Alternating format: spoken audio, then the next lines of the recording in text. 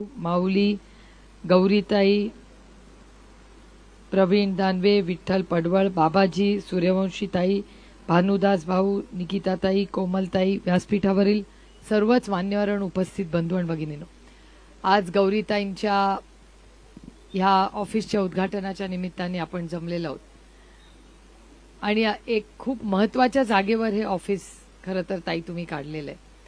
कारण इथून प्रचंड लोकसंख्या आपल्या मुळशीची वाढलीच आहे आणि मोठ्या संख्येने लोक इथून जात येत असतात.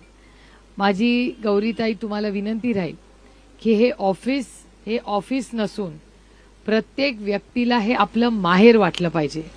जो व्यक्ती इथून जाईल येईल त्याला कधी अडचण येऊ नये, पण आली तरी गौरीताईंचं ऑफिस इथे मी जर गेले तर मला तातडीने मदत मिळेल अशी सेवा या ऑफिसच्या माध्यमातून दिली गेली पाहिजे. 7 दिवस ऑफिस उघडं असलं पाहिजे. मुळशीकरांचे कार्यक्रम थोडेसे उशीर असतात कारण का दूध घरातली कामं वगैरे असतात याची जाणीव मला आहे. सकाळी सगळे शेतीच्या कामात व्यस्त असतात. ऑफिस एक वेळ थोडा वेळ उशिरा उघडा, पण संध्याकाळी थोडा वेळ उशिरा चालू ठेवा कारण का इथले लोक पुण्यात कामाला जातात, कधी यायला उशीर होतो.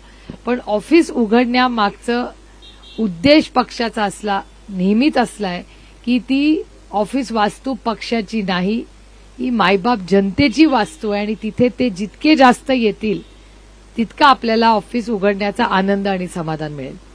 गौरीताईंचं काम आपण सगळ्यांनीच पाहिलेलं आहे आणि खरं तर मुळशी तालुक्यातल्या आपल्या सगळ्याच महिला भगिनी असतील म्हणजे सविताताईंना तर जिल्हा परिषदचा अध्यक्ष व्हायचा मान मिळालाय. तालुका एक काळ असा होता, तुम्ही अशी भाषणं करायचा की आमचा तालुका लहान आहे. आता हा तालुका लहान नाही राहिलेला आणि मी महादेव कोंढरेंना अनेक वेळा ही गोष्ट सांगितलेली आहे की 24 मध्ये तुम्ही बोरवेलला मुळशी मतदारसंघ आहात, पण 29 मध्ये डिलिमिटेशन होणार आहे. 26-27 मध्ये हा मतदारसंघ बदलणार आहे आणि मी त्या इलेक्शन कमिशनला पत्र लिहून सांगणार आहे की मुळशी तालुक्याचा लोकसंख्या इतक्या वेगाने वाढलेली आहे की त्याच्यासाठी एक वेगळा आमदार हा फक्त मुळशीचा असावा. की 2-2.5 लाख आता ऑलरेडी मतदान आहे, ते अजून काही वर्षामध्ये आणखीन वाढणार आहे. इथे मी महिन्यातून एकदा मुळशीला येतेच येते. आले की मला चांदणी चौकात महादेव कोंढरे भेटतात आणि मी आलं की दर महिन्याला एक तरी नवीन बिल्डिंग जी 40-50 मजली आहे अशी दिसतेच दिसते.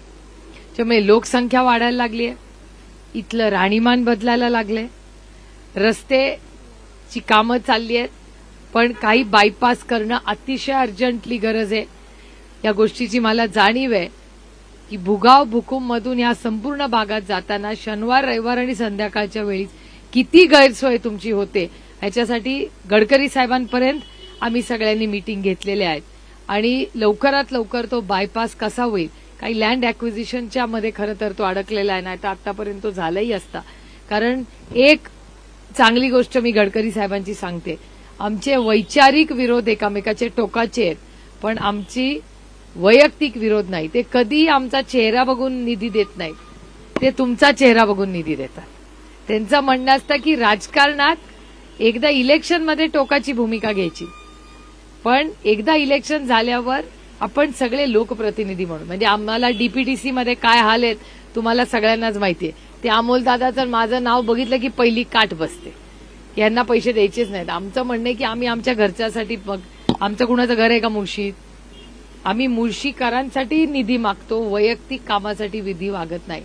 तरी या सरकारकडून निधी येत नाही. खरं हे नवीन पद्धत सुरू झाली आहे. असं राजकारण कधीही महाराष्ट्रात नव्हतं. अनेक पालकमंत्री पुण्यात येऊन गेले पण सुडाचं राजकारण कधीच पुण्यात आपण पाहिलेलं नाही. नवीनच काहीतरी येतंय. पण ठीक आहे, फार काही दिवस राहिलेले नाही आहेत, 1.5-2 महिन्याचा विषय आहे. त्याच्यानंतर आपल्याच विचाराचं सरकार येणार आहे आणि जी कोणी व्यक्ती पालकमंत्री होईल, जसा आपल्या सगळ्या लोकप्रतिनिधींचा मान सन्मान होईल तसा विरोधी पक्षाचाही मान सन्मान होईल. आपण लोकशाही पद्धतीने आपलं सरकार चालेल. आता या गोष्टीची जाणीव मला आहे की महागाई, बेरोजगारी, भ्रष्टाचार हा प्रचंड वाढत चाललाय. आता महिला जास्त दिसत आहेत म्हणून मी हे बोलते तुमच्यासमोर, कारण मला माहितीये जी भेटते ती म्हणते ताई तो तेलाचा भाव वाढलाय. आई नवरात्राच्या आधी घराच्या तेला बघा सगळ्या जणी हसल्या, बरोबर एकीमेकीकडे बघून म्हणतायत ताईचं भाषण एकदम पोचलं. कारण का मला माहितीये माझी घरी आई आणि सासू किती कटकट करतात ते तेल वाजल्यापासून. दोघींच्या घरात पाऊल नाही ठेवलं की सुरू होतं केवढी महागाई, आता तेल पण वाढलं, आता फराळ म्हणतात बघूया, फराळाचं बघूया, आधी लग्न कोंडाण्याचं, आधी इलेक्शन, नंतर तुमचा फराळ. पण त्या दोघींना असं होतंय की एवढी महागाई, आणि त्यांचं असं म्हणणं आहे की आम्हाला त्याची एवढी झळ बसते तर ह्या राज्यातल्या देशातल्या सर्वसामान्य मायबाप जनतेचे काय हाल होत असतील. पण ही महागाईची परिस्थिती प्रचंड वाढत चालली, लोकसंख्या वाढत चालली आहे, महागाई, बेरोजगारी. आपल्या मुळशीत एवढ्या इन्व्हेस्टमेंट आल्या तरी त्या महादेव कोंडाचा संपतच नाही. लाखो लोकांना नोकऱ्या हिंजवडीत मिळाल्या. तुम्ही विचार करा, आपल्याकडे हिंजवडी नसती तर आपलं काय झालं असतं. पिरंगुटची MIDC आदरणीय पवार साहेबांनी काढली नसती तर काय झालं असतं, काय केलं असतं आपल्या पोराने. आणि किती वर्ष मी इन्फ्रास्ट्रक्चरसाठी मागे लागलोय की मुळशी मधल्या ट्रॅफिकचा मार्ग काढा, हिंजवडीचा ट्रॅफिकमध्ये लक्ष घाला. हे सरकार लक्ष घालत नाही.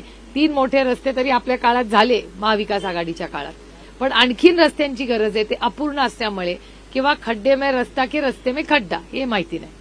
ही परिस्थिती इथे पण आपल्याला नेहमी खड्डे असतात इथे, आहे की नाही बरोबर परिस्थिती. मग हा निधी जातो कुठे हो? पैसे तर आपण भरतो ना पुरे. तुम्ही तर सगळे टॅक्स भरता, मी पण टॅक्स भरते, आपण टॅक्स भरतो, त्याच्यातून निधी येतो, त्याच्यातून ह्यांच्या स्कीम चालतात. आजच मला पत्रकारांनी प्रश्न विचारला की माननीय गडकरी साहेब असं म्हणाले की असाच जर निधी सरकार वाटप राहिलं तर महाराष्ट्राचं सरकारचं सगळं दिवाळं निघेल. हे मी म्हणत नाहीये, गडकरी साहेब पण म्हणाले. म्हणजे आम्ही तर विरोधकच आहे, आम्ही काही बोललं तरी त्यांना वाटतं आमचं चुकतंच सगळं. चला मान्य, आम्ही चूक आमचं सगळंच चुकीचं. पण गडकरी साहेब तर तुमचेच आहेत ना. पण गडकरी साहेबांचं नेतृत्व हे राज्याच्या हिताचं फक्त बघतं. ते आपल्यासारखा मोठा विचार करतात. अरे विरोधक असला तरी काय झालं, तो दिलदार असला पाहिजे. बडे दिल का होना चाहिए, तभी बडा नेता बनोगे ना जब दिल बडा रखोगे. त्यामुळे आज निधी कुठल्या कुठल्या स्कीम मधून येतोय. आज तर मी अजून त्या भारतीय जनता पक्षाच्या नेत्यांना अजून पैसे देण्यात आला असं वाचलं वर्तमानपत्रात. आणि गंमत अशी आहे, वृत्त विभाग, फायनान्स मिनिस्ट्रीनी सांगितलं की हे देऊ नका, तरी सरकार पैसे वाटते. कुणाचे पैसे आहेत? जनतेचे पैसे. जनतेचे पैसे तुम्ही खिरापत म्हणून तुमच्या नेत्यांना ते तुमच्याकडे राहत नाहीत म्हणून वाटताय. पण त्या जनतेचं काय करा? नेते तुमच्याकडे, पण जनता तुमच्या विरोधात आहे, कारण का तुमचा कारभार चुकीचा. दुधाला भाव नाही, सोयाबीनला भाव नाही, कपासाला भाव नाही. कारखान्यांचं तुम्ही बघताय काय पॉलिसी, कधी असं. इथेनॉलची पॉलिसी आणली, सगळ्यांना वाटलं चला चांगले 2 पैसे शेतकऱ्याला मिळतील, परत बदलली.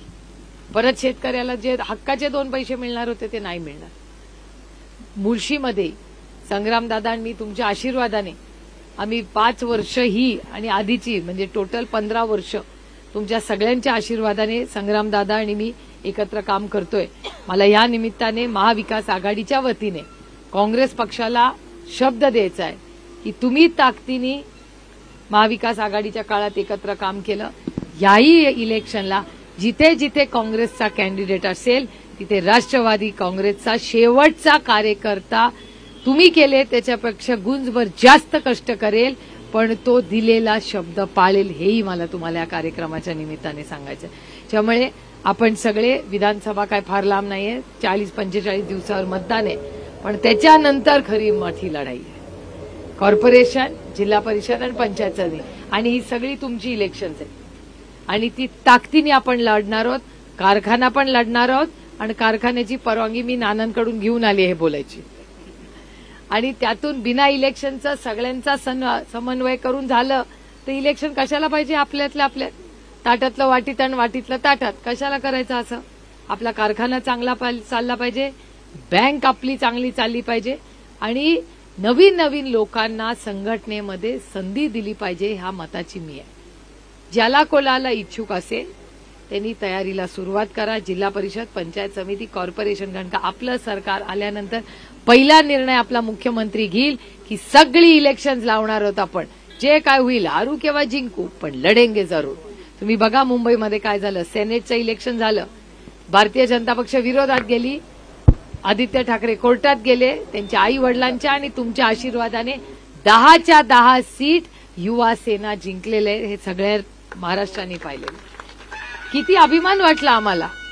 सगळ्यांना वाटत होतं काय राहतंय नाही राहतंय, 10च्या 10 सीट जिंकले की नाही. आणि गमतीने आपले राऊत साहेब म्हणाले की ते ईव्हीएम नव्हतं म्हणून 10च्या 10 आल्या. 10 चेष्टेचा भाग झाला. आपण सगळे ईव्हीएमनी निवडून आलेलो आहोत.